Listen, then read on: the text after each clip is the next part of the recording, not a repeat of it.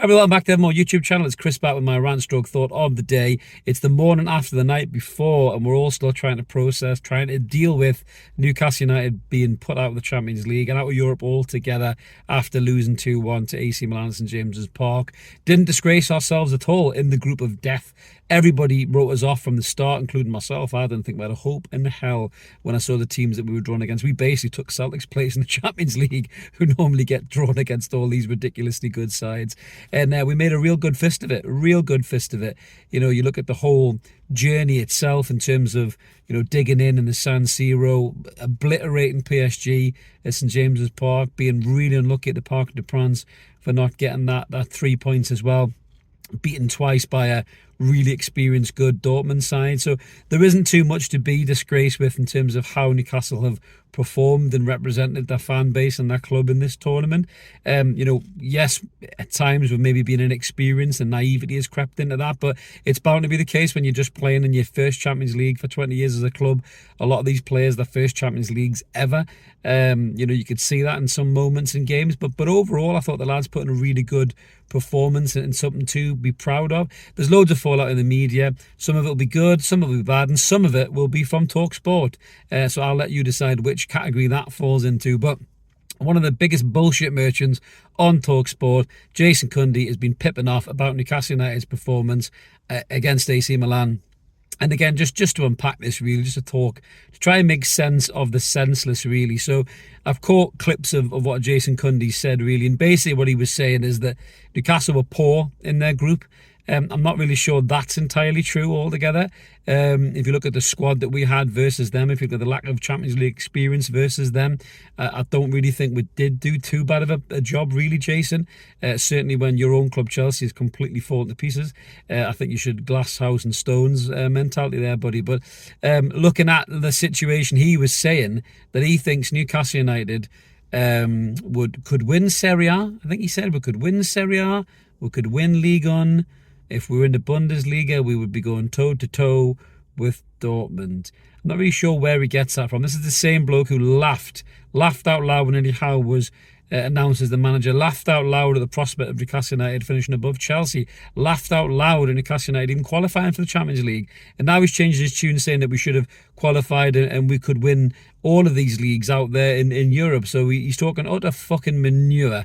As always, these fucking idiots at Talksport, honestly, they're powered by bullshit. They really are. Honestly, if they coughed, a cloud of bullshit would engulf your face around these people that talk utter fucking nonsense. They really do. You know, you're talking about some of Europe's elite teams. You're talking about some of the biggest superpowers in European football.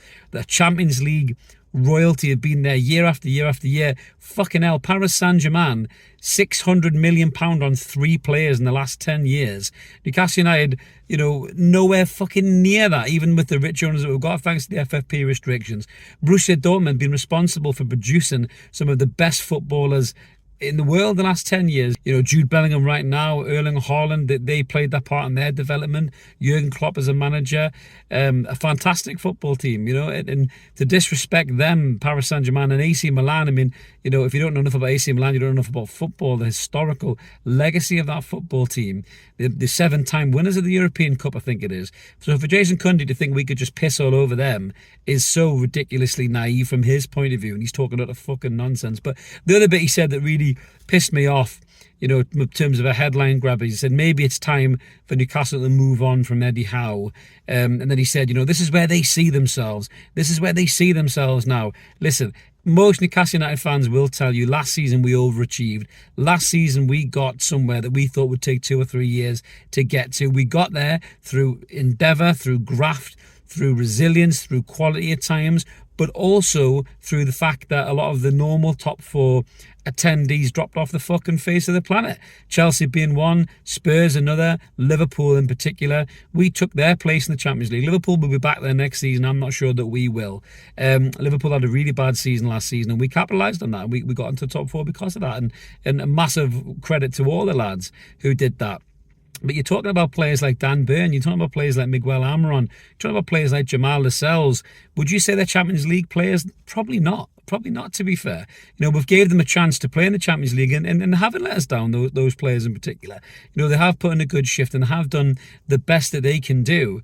You know, but as we said in the post-match, and a lot of people have said about, certainly the likes of Miguel Almiron, who grafts his nuts off, there's no doubt about that. You can never doubt the lad's endeavour, but you can doubt his quality, you know, and when the killer moments come and the quality players do the business, Miggy just is found wanting a little bit. Jamal Lascelles has done well and filled in well for Sven Botman, but he's no Sven Botman. So these are facts, you know, we are not Champions League steady, you know, regular sides yet. We might be one day, but we're not there yet, you know. So the fact that we got there last season was a bit of a miracle, really, in many ways.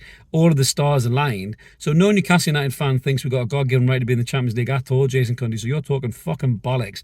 And this whole thing about moving on from Eddie Howe, these guys are obsessed with linking the likes of Jose Mourinho to the Newcastle job. You're the only fucking ones who are. Newcastle fans aren't interested in Jose Mourinho. That ship has long since sailed. I love Jose and everything that he's done in the game, but he's not going to be a Newcastle United manager. He's not going to do a better job than Eddie Howe.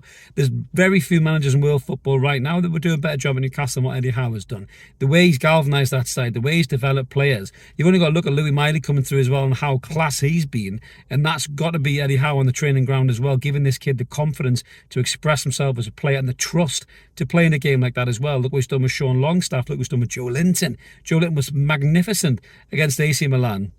I know he's been good throughout the Champions League when he's been able to play. Yes, he missed a couple of chances, but that's consistency in Joe Linton's game that needs to be sharpened up. He's a phenomenal player from the player that couldn't hit a barn door when he was a centre forward, and that's all down to Eddie Howe's brilliant management. Eddie Howe's a young manager too.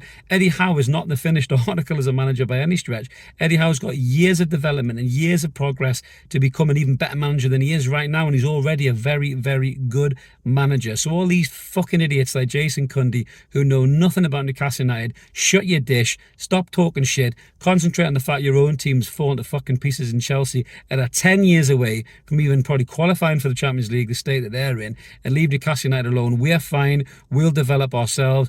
Eddie's the man, we love Eddie, we trust Eddie, the owners trust Eddie more importantly. He'll be back financially in January, he'll be back financially in the summer, and Newcastle United will be back in the Champions League very, very soon, and next time we'll be richer for the experience. That's my thought on that. A little bit of a rant on that as well, about that moron at Talksport and all the other Muppets as well, hanging on his every word. Let us know what you guys think in the comments below about this idiot, this comments, and also what you think about the exit as well in the Champions League, and how proud you are, the lads, or how disappointed you are as well. We always like to hear from you. Smash a comment in. We'll do our best to reply to you.